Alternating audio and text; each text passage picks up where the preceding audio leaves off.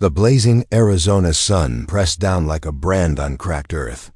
Zora Nesmith crawled across the wasteland, her lips split and bleeding, vision blurring from 3 days without water. In the distance, a figure on horseback approached. A weathered cowboy with kind eyes but hands that knew hard work.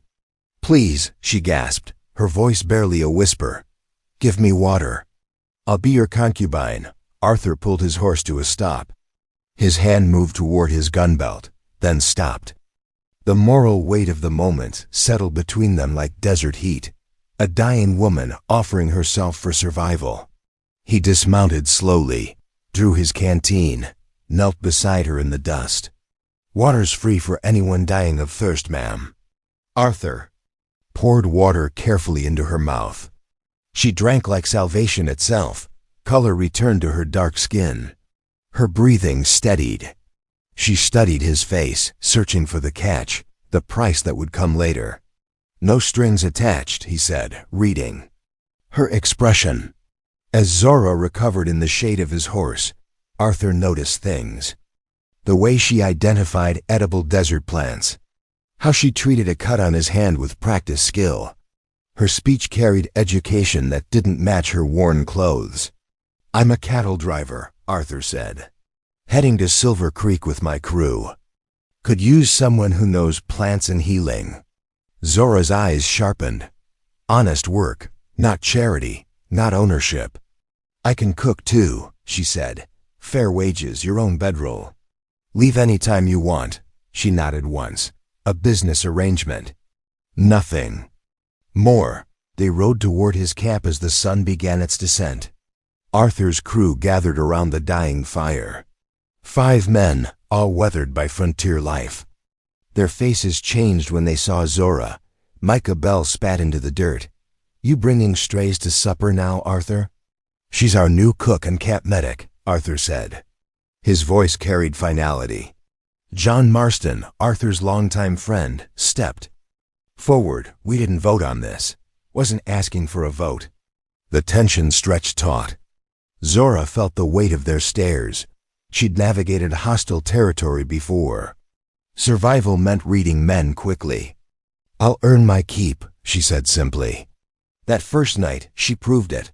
Stew that actually had flavor. Poultices for saddle sores. Quiet competence that slowly shifted the camp's mood. All except Micah, who watched her with cold calculation. 3 days into their journey, they reached Tombstone. Arthur needed supplies. Zora stayed with the cattle while the men went into town. She used the time to gather desert sage and willow bark, healing plants for the trail ahead. Arthur returned at a gallop. His face was stone. "We need to leave. Now." "What happened?" John asked. Sheriff recognized her from a wanted poster. "Murder charge." The crew's faces went hard. Micah smiled. "Like a wolf. You brought a killer into our camp," Micah said. "I brought someone who needed help," Arthur replied. "Help that's gonna get us all hanged." Zora stepped forward. "I won't bring trouble on you. I'll go." Arthur looked at her, saw the resigned dignity in her posture, the way she'd already started gathering her few possessions. A woman used to being abandoned. "No," he said. "You're under my protection." The sheriff's posse appeared on the horizon, dust clouds rising. Arthur made his choice in that moment. Everything he'd built, his reputation, his safety, all of it secondary to doing what was right. "Mount up," he ordered. "We ride hard." Micah stepped back. "You're choosing her over us?" "I'm choosing right over wrong." The crew split in that moment. Micah and 2 others stayed behind, taking half the cattle. They'd wait for the posse, tell them which direction Arthur had gone, profit from betrayal. John hesitated. His loyalty to Arthur warred with his survival instincts. "Your choice, John," Arthur said quietly. John mounted his horse. 2 other men followed. 4 riders and 20 head of cattle. Not the crew Arthur had started with, but the crew he could trust. They rode through the night. Zora kept pace her horse stolen from her former master's stable, As dawn broke, they stopped to rest the animals. "I need to know," Arthur said to Zora. "What really happened?" She looked at him, measuring his character one more time. "I didn't murder anyone," she said. "I poisoned him to stop him from selling my daughter south." The truth hung between them. Not murder, desperation, a mother's love pushed past all boundaries. "He lived long enough to name me," she continued. "Died 3 days later," Arthur nodded. "He'd killed men in war, clean kills with rifles. This was Messier, but no less justified. Where's your daughter now?" John asked. "Hidden, safe, I hope." They rode on. The posse would follow. Other dangers lay ahead. But something had shifted in that moment of choice.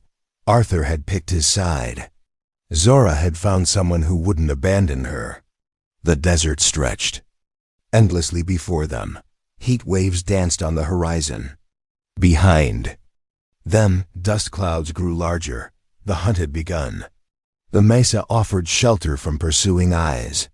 Red rock walls held the heat of day, released it slowly into desert night. Arthur's reduced crew made camp in silence, each man tending his horse. With the careful attention of those who might need to run again, Zora gathered dried wood. Her movements deliberate, economical. She'd learned to make herself useful quickly. Survival demanded it. "Tell me about your daughter," Arthur said. The wood in her hands stilled. "Ellie, 12 years old. Smart as a whip. Where is she?" "Underground Railroad has her. Safe house in Colorado." Zora's voice carried hope wrapped in fear. "Was supposed to meet them in Santa Fe." Arthur studied the dying fire. "We're heading the wrong direction." "I know." The weight of that sacrifice settled between them. She'd chosen to help him instead of finding her child. Trust paid in the hardest currency. John approached their fire. His weathered face showed the strain of divided loyalties. "Micah's heading to Silver Creek," he said. "Gonna tell the buyers we're rustlers. Take the contract for himself." Arthur spat into the flames. They hissed and danced higher. "Let him try. Half the cattle won't make it without someone who knows the trail. He's got the numbers now." "Numbers don't mean much if you're leading them into Apache territory." Zora looked up from the fire. "There's something else." "About why they want me." Arthur waited. The desert wind carried secrets in its whispers. "My former master wasn't just a plantation owner. He was hiding Union Army gold, stolen during the war." The revelation hung in the air like smoke. John's hand moved instinctively to his gun. "How much gold?" Arthur asked. "Enough to buy a small army. Or a lot of freedom." Arthur's mind worked through the implications. A wanted woman was one thing. A woman who knew the location of stolen military gold was another entirely. "You know where it is?" "I do." "And you didn't mention this before because—" Zora's laugh held no humor. "Because gold makes men do terrible things. Even good men." She was right. Arthur had seen it in the war. Brothers turning on brothers over far less. But trust, once given, demanded truth. Where? Hidden in the walls of a mission church, 3 days north of here. John whistled low. "That's a fortune." "That's a death sentence," Zora corrected. "Confederate veterans have been hunting it for years. They know I exist. They just don't know what I look like." Arthur understood now. The posse from Tombstone was the least of their worries. Word would spread. Bounty hunters, deserters, anyone desperate enough to risk everything for gold. "We could disappear," John said quietly. "Take the gold and run." "Could," Arthur agreed. "But then what? Spend our lives looking over our shoulders? Better than spending them 6 feet under." Arthur stared into the fire. The flames revealed no easy answers. Only the hard truth that every choice carried a price. "The gold stays hidden," he decided. For now, relief flickered across Zora's face. Another test passed. They rode at dawn. The landscape opened into vast stretches of scrubland, dotted with sage and Joshua trees. The cattle moved sluggishly in the heat. Water would be scarce for the next 2 days. By afternoon, dust clouds appeared behind them, riders moving fast. Too fast for a sheriff's posse weighed down by supplies. "Bounty hunters," Arthur said. They pushed the cattle harder. The animals protested, but fear drove them forward. Behind them, the dust clouds grew larger. Evening brought them to Painted Rock, a settlement that barely qualified as a town. 3 buildings and a well. The kind of place where questions weren't asked if money was offered. Arthur approached the saloon keeper, a thin man with nervous eyes. "Need to water our stock," Arthur said. The man looked at their group. His gaze lingered on Zora. "Don't serve her kind here. She's not asking for service. The cattle are." Money changed hands. The man's principles proved negotiable. They watered the animals and filled their canteens.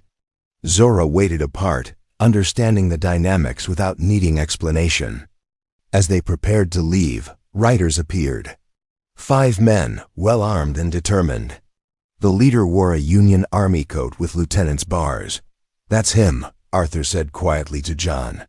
"The master's son," Lieutenant Hayes dismounted. His pale eyes fixed on Zora with the intensity of a predator.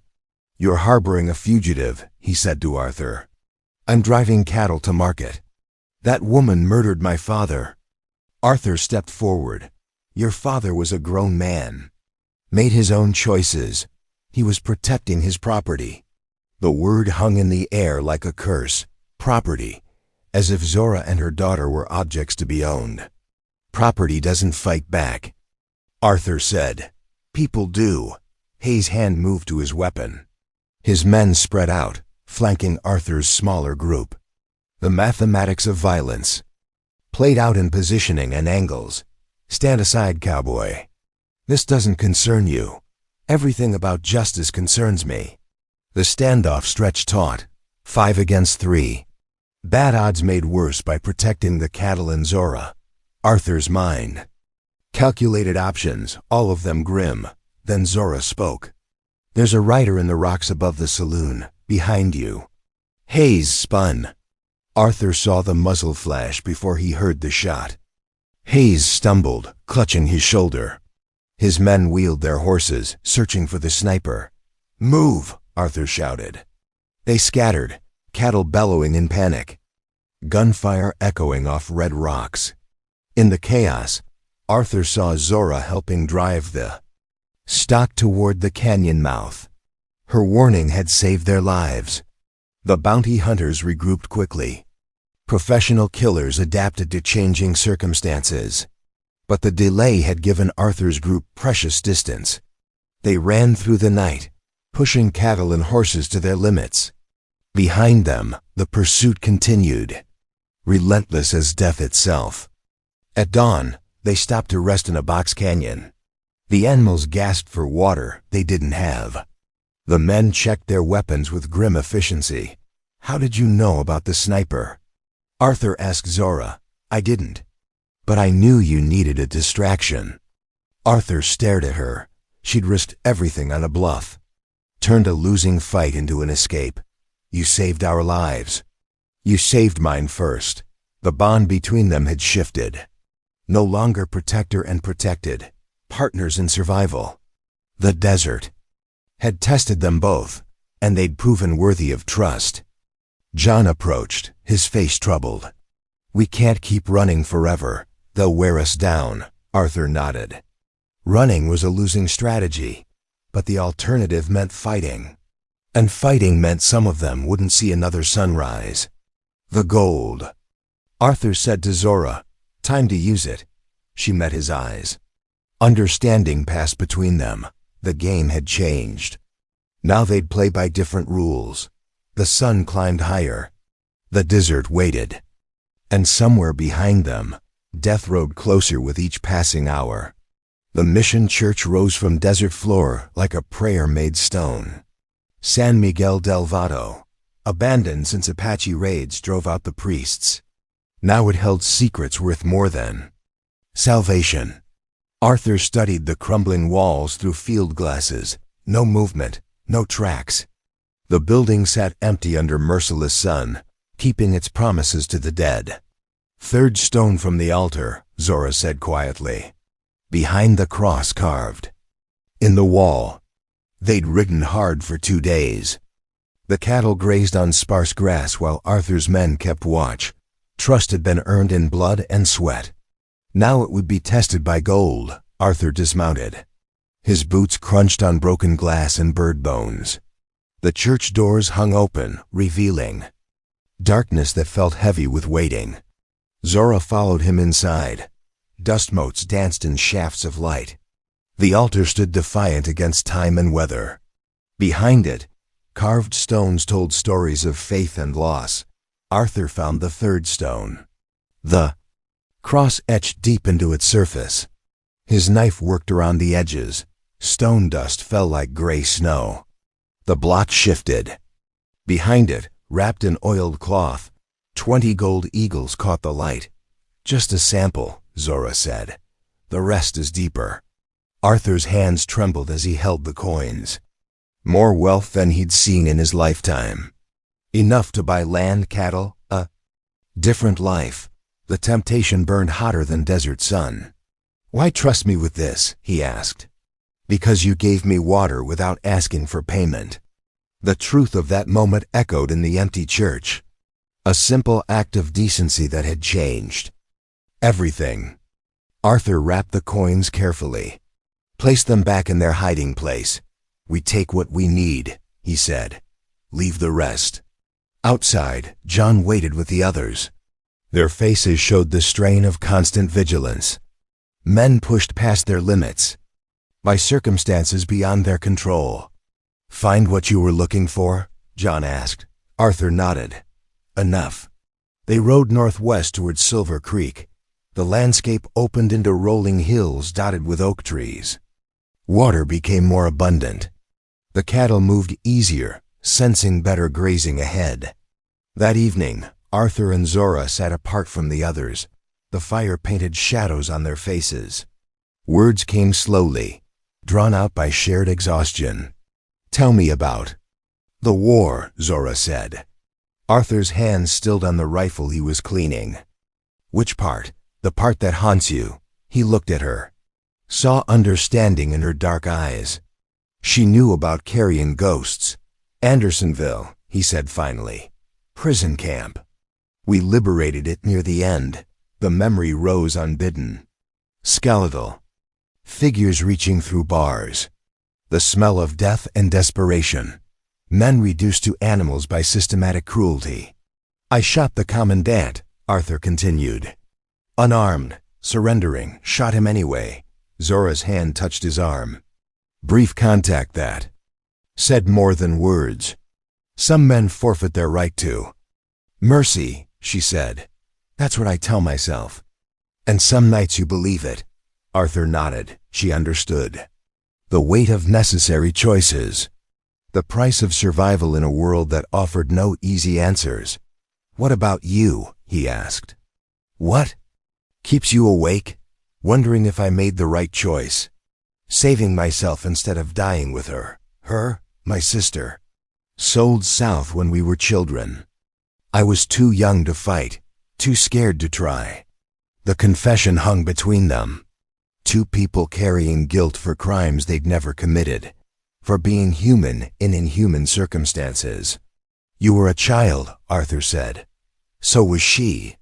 They sat in silence. The fire crackled. Cattle lowed softly in the darkness. Around them, the desert held its breath. A sound from the rocks above. Arthur's hand moved to his weapon. John appeared, moving carefully down the slope. "Company coming," John reported. "Riders from the east." Arthur stood. Counted muzzle flashes in the distance. 6 men, moving fast.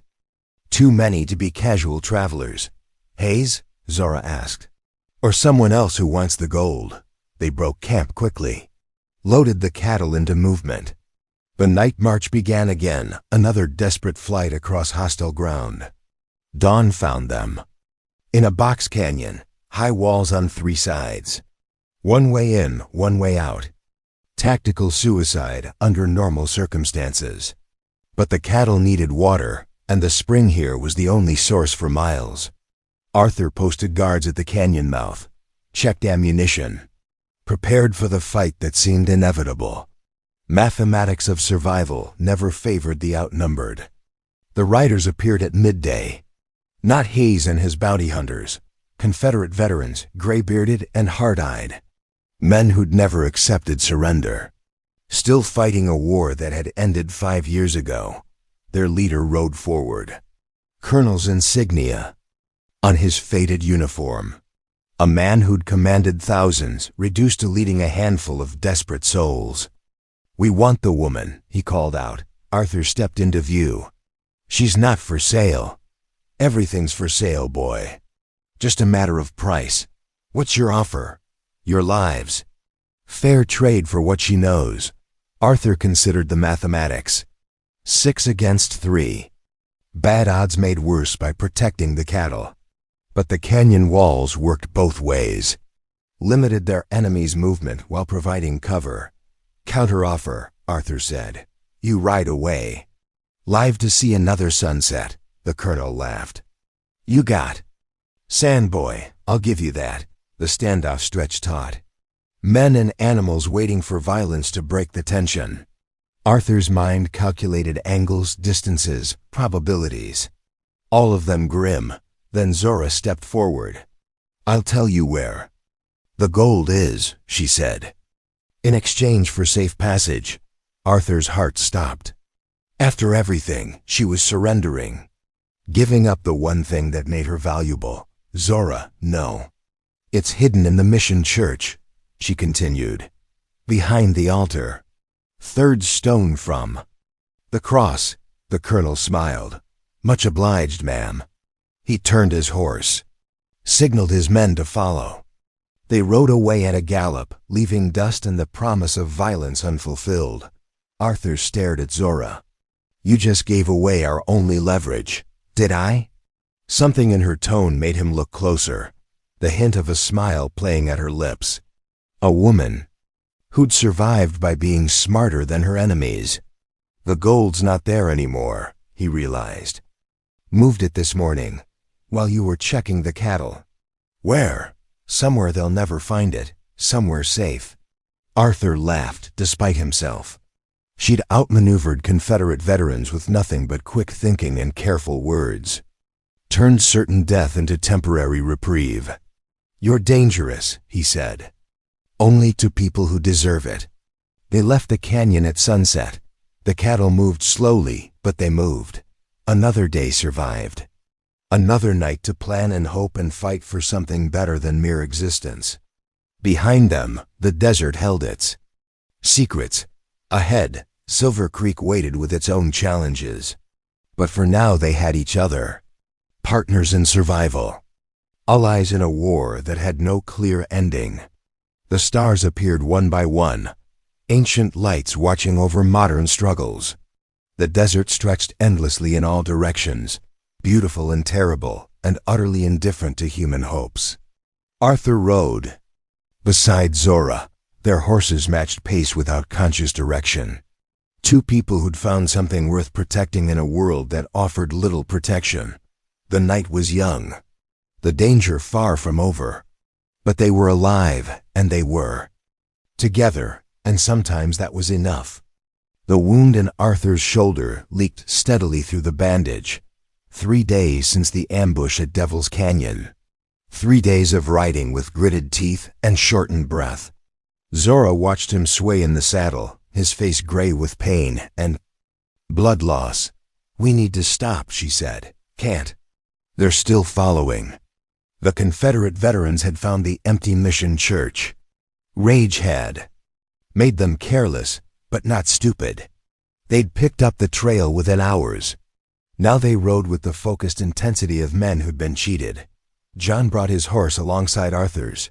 "You're gonna fall off that horse if you don't rest." "I'm fine." "You're bleeding through the bandage." "That's not fine." Arthur's hands trembled on the reins. The pain was winning. Zora made the decision for him. There, she pointed to a cluster of rocks ahead. Natural shelter. We stopped there. Arthur lacked the strength to argue. They guided the cattle into the rocky enclosure. A small paradise hidden. In the wasteland, grass for the animals. A spring that trickled clear water over smooth stones. Zora helped Arthur from his horse. He leaned heavily against her, their bodies pressed close by necessity. She felt the fever burning through his shirt. Infection setting in, she said. She laid him on his bedroll near the spring. Unwrapped the bandage with careful fingers. The wound was angry red, edges swollen with poison. Without proper treatment, he'd be dead within days. Need to clean it out, she said. Arthur nodded. Bit down on a leather strap. Zora heated her knife blade in the fire. The metal glowed orange in the twilight. She looked into his eyes, seeing. Trust there despite the pain. This will hurt. The blade cut into infected flesh.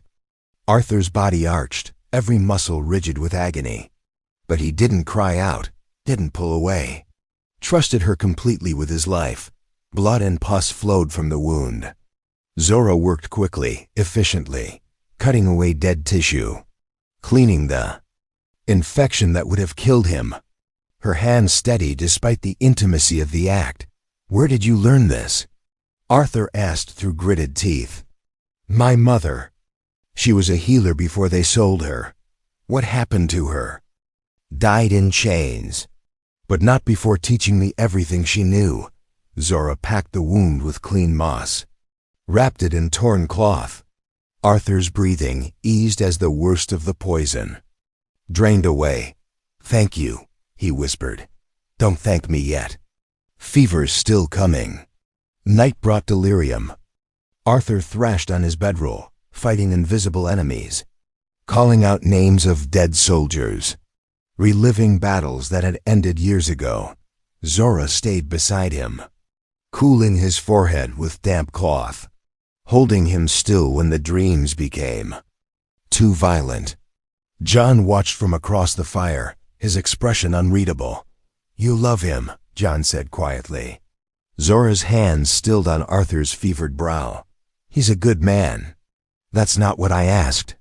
She looked at John, saw understanding in his weathered face. Another man who'd learned to read hearts in the wilderness. Love's a luxury I can't afford, she said. Maybe, but it's there anyway. Arthur's fever broke at dawn. His eyes opened clear for the first time in days. He found Zora asleep beside him, her hand resting on his chest. The sight of her exhausted face, marked by worry and sleepless nights, hit him harder than any bullet. How long? He asked. 2 days, John answered. She didn't leave your side. Arthur studied Zora's sleeping face. The strong line of her jaw, the way her hair had escaped its pins to frame her cheeks. Beautiful in a way that had nothing to do with conventional standards. I'd rather die free with you than live safe without you, he said quietly. John heard the words, understood their weight. Arthur had chosen his path, no turning back now. Zora woke to find Arthur watching her. Color had returned to his face. The fever's grip broken. How do you feel? She asked. Like I got kicked by a mule. But alive, she smiled. The first genuine smile he'd seen from her. It transformed her face, revealing the woman she might have been in a kinder world. Good, because we have company. Arthur sat up carefully, saw dust clouds on the horizon. Multiple groups converging on their position. The Confederate veterans from one direction. Hayes and his bounty hunters from another, and something new. Union cavalry riding hard from the east. You're past catching up, Zora observed.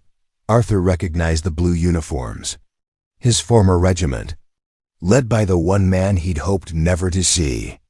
Again, Colonel Morrison, he said, my commanding officer. The one who listed you as a deserter? The same. 3 separate forces closing in, each with their own agenda. Arthur's small group caught in the middle with nowhere to run. "We could try to slip away," John suggested. Arthur shook his head. "They've got us boxed in. Time to make a stand." Zora checked her rifle. "What are our chances?" "Poor, but we've beat poor odds before." The Confederate veterans arrived first. 6 men still wearing the gray, still fighting a war that had ended 5 years ago. They took position in the rocks above. Hayes came next with his bounty hunters.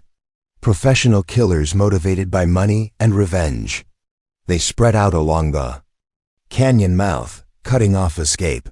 Finally, the Union cavalry. 20 men in blue uniforms. Led by a colonel who'd never forgotten a perceived slight. They formed ranks with military precision. Arthur stood slowly. The wound pulled at his shoulder, but he remained upright. Zora moved to his side. John flanked them both. "Arthur Morgan." Colonel Morrison called out. "You're under arrest for desertion." "I fulfilled my duty," Arthur replied. "War's over. Not for you. Not until you face justice." The Confederate colonel laughed. "Justice? From the men who burned the South? This doesn't concern you, rebel." "Everything about that gold concerns me." Hayes stepped forward. "The woman's mine. Got a legal warrant, 3 forces, 3 agendas." Arthur saw the opportunity in their division. "Seems like you boys need to work out your differences," he said. "We'll settle this after we take what we came for," Morrison replied. "Will you?" "Because I'm thinking none of you trust the others." Arthur's words found their mark. Suspicious glances passed between the groups. Old enemies forced into temporary alliance. The kind of partnership that shattered under pressure. "The gold's not here," Zora said suddenly. Every weapon turned toward her. She stood calmly under the scrutiny, unafraid of the violence that surrounded her. "Where is it?" The Confederate colonel demanded. "Safe, hidden where you'll never find." We'll see about that." But doubt had crept into their ranks. 3 groups who wanted different things, united only by greed and circumstance. Arthur watched the fragile alliance begin to crack. "John," he said quietly, "when this starts, get the cattle out." "What about you?" "I'll be right behind you." The lie came easily. They both knew Arthur wouldn't abandon Zora, wouldn't run when she needed him most. "The Underground Railroad moved it," Zora continued. "Used it to buy freedom for dozens of people." "You're lying," Hayes snarled. "Am I? Check the Mission Church." "See what you find." Morrison's patience snapped. "Enough. Take them." The order shattered the temporary peace. 3 forces lunged forward. Arthur grabbed Zora's hand. "Run." They scattered into the rocks. Gunfire erupted behind them. Not aimed at them, but at each other. Greed and old hatreds finally breaking into open warfare. Arthur pulled Zora toward the spring. Behind them, the desert echoed with the sound of men killing each other over gold that was already gone. The irony wasn't lost on him. They'd survived. By telling the truth, the gold was gone. Moved by people who understood its true value. Used to buy the one thing that mattered more than wealth, freedom. The gunfire faded behind them as Arthur and Zora reached the far side of the canyon. 3 groups of enemies had turned on each other, their temporary alliance shattered by greed and old hatreds. Arthur pressed his back against sun-warmed stone, listening to the distant sounds of men destroying themselves over gold that no longer existed. "Where's John?" Zora asked. Arthur scanned the rocky landscape. No sign of his friend or the cattle. Either John had escaped, or he was dead. The mathematics of survival offered no middle ground. "He knows the plan," Arthur said. "Get the cattle." "To Silver Creek." "And us?" Arthur looked at her. Saw the question behind her eyes. Not just about survival, but about what came after. What they meant to each other when the immediate danger passed. "We find your daughter," the words hung between them. A promise that carried more weight than gold. Arthur had chosen his path. Not just protecting a fugitive, but claiming a future he'd never dared imagine. They moved through the desert like ghosts, following game trails and dry creek beds, avoiding the main roads where bounty hunters and cavalry patrols might spot them. The land stretched endlessly in all directions, beautiful and merciless. On the second day, they found a burned-out homestead, charred timber and broken dreams, scattered across hard-pan earth. But the well still held water, and the root cellar offered shelter from the sun. Arthur examined their meager supplies. Enough food for 3 days if they rationed carefully. Ammunition for perhaps one serious fight, not enough for the journey ahead. "Tell me about the Underground Railroad," he said. Zora's hand stilled on the jerky she was dividing. "What about it? How you contacted them? How they knew to help you? There are signs. People who know how to read them. A quilt pattern on a clothesline, candles in certain windows." Arthur absorbed this information. A secret network operating under the noses of law enforcement, funded by stolen gold and driven by something more valuable than money. And John? What about him? He's been acting strange since Tombstone, disappearing at night, getting messages he won't discuss. Zora looked at Arthur, measuring his capacity for truth. Another moment of trust in a relationship built on accumulated faith. "John's been helping us from the beginning," she said quietly. Arthur felt the ground shift beneath him. Everything he'd believed about their situation had been filtered through assumptions. John hadn't stayed out of loyalty to Arthur. He'd stayed to protect Zora. His railroad has been for years, moving people north, hiding them. When necessary, the cattle drive was perfect cover. Arthur processed this revelation.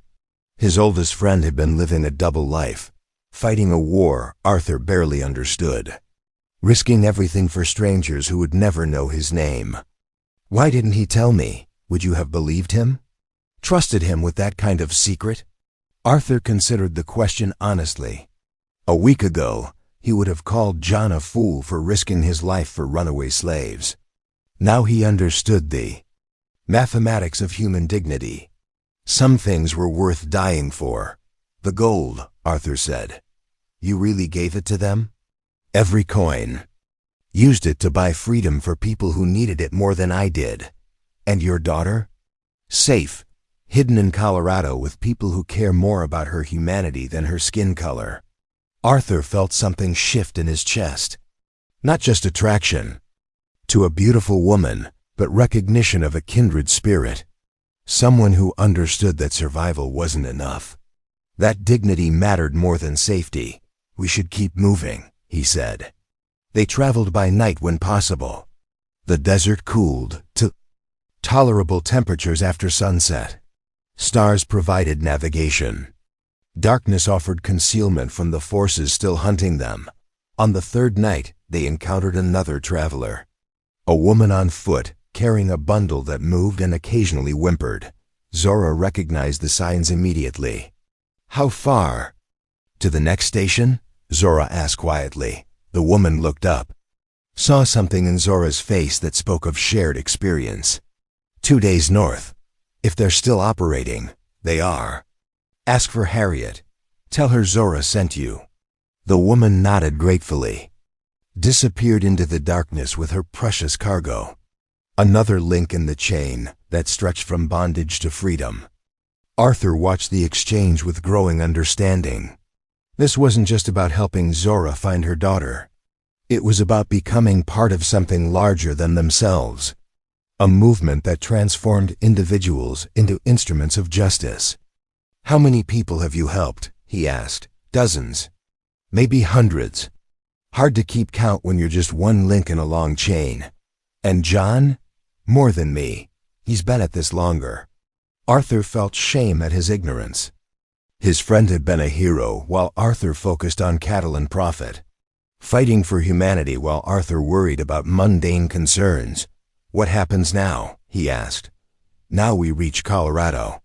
Find Ellie. Start over somewhere safe. And me? Zora stopped walking, turned to face him in the starlight. Her expression was soft but serious. That depends on what you want. Arthur looked at her, saw the woman who'd offered herself for water, the healer who'd saved his life, the mother who'd sacrificed everything for her daughter's freedom, the fighter who'd outmaneuvered Confederate veterans and bounty hunters. I want to be worthy of your trust, he said. You already are. They reached the Colorado border at dawn. The landscape changed gradually from desert to grassland. Green shoots pushed through winter-hard ground. The promise of spring in a world that had seemed locked in permanent winter. A rider approached from the north. John, mounted on a fresh horse and leading 2 others. His weathered face showed relief at finding them alive. Thought you might be dead, he said. Not yet, Arthur replied. The cattle? Safe in Silver Creek. Sold them to a man who doesn't ask questions about paperwork.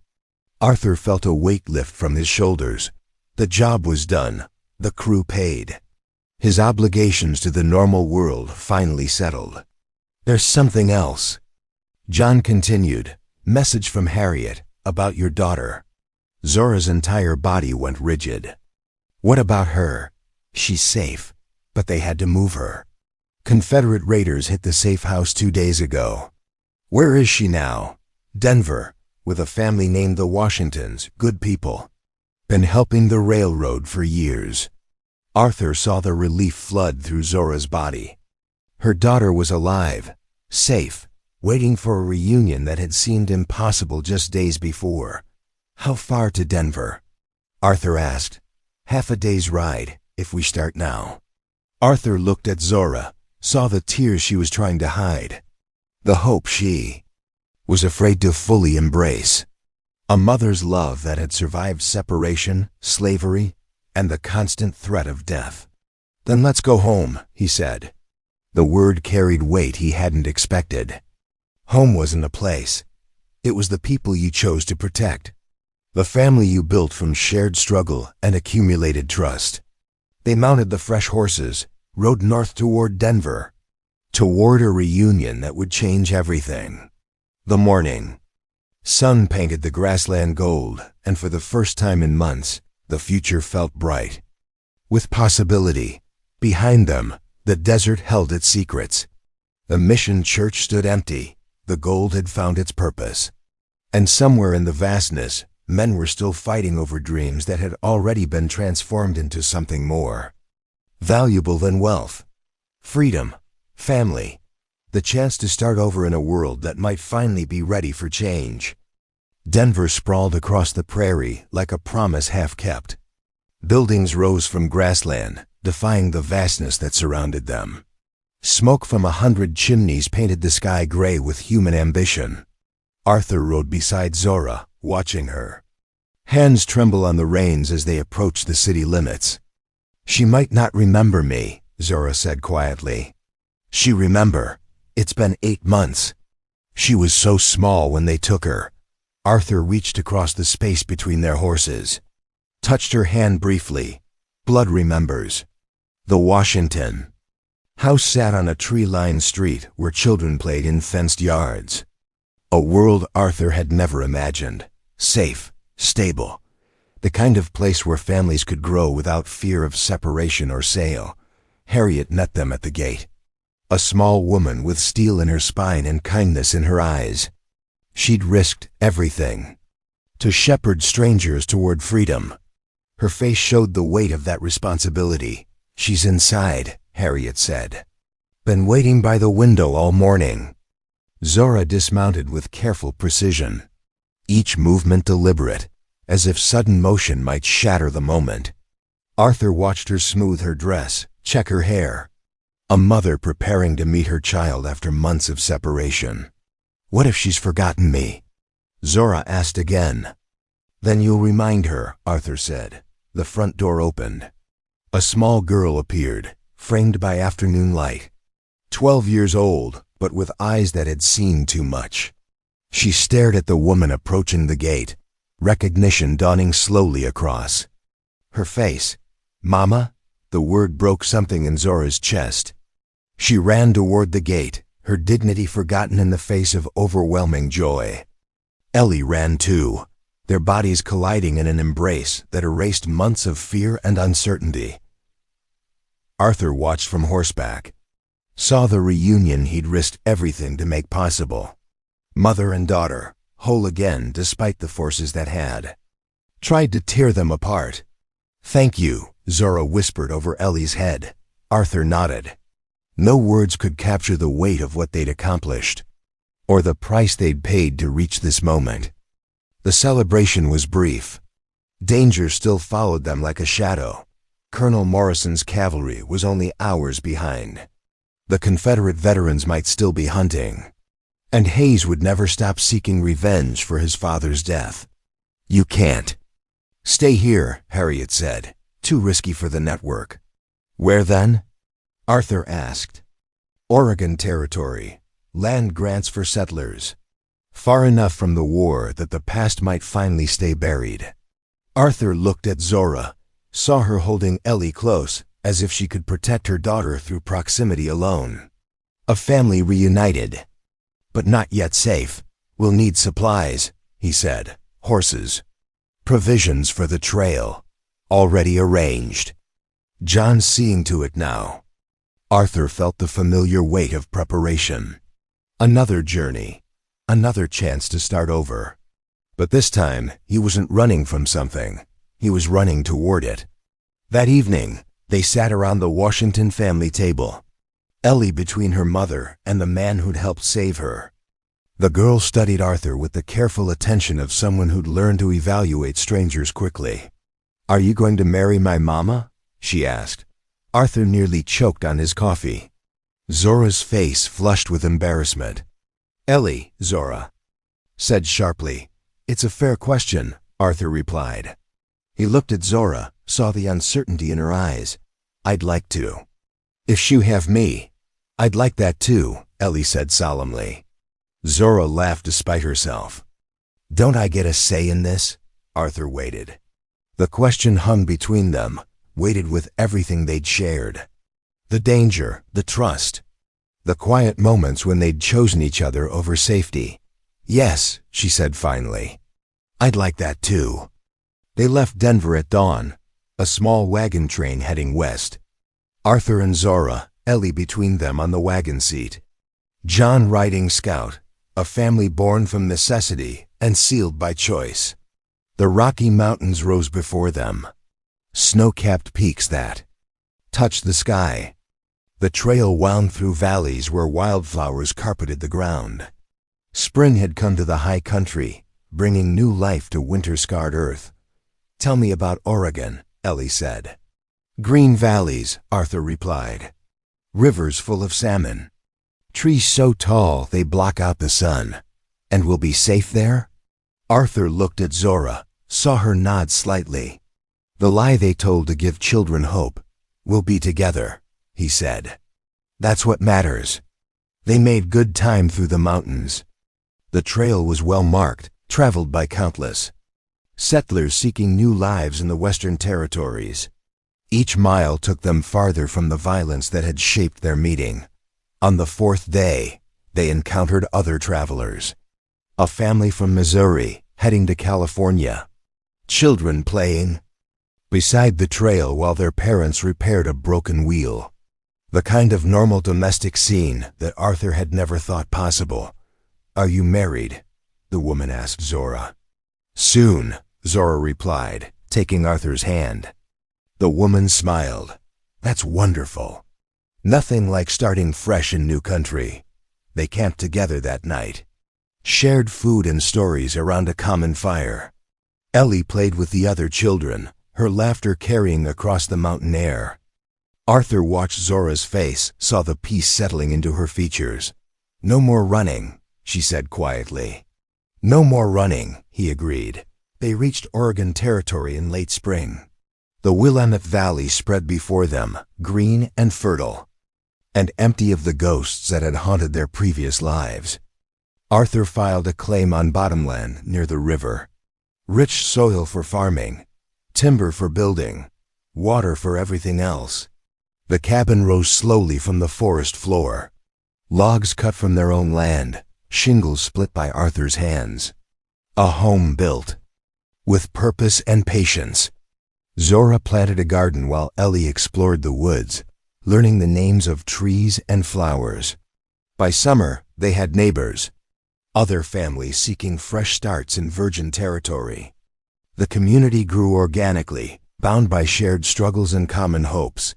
Arthur's past as a gunfighter became irrelevant.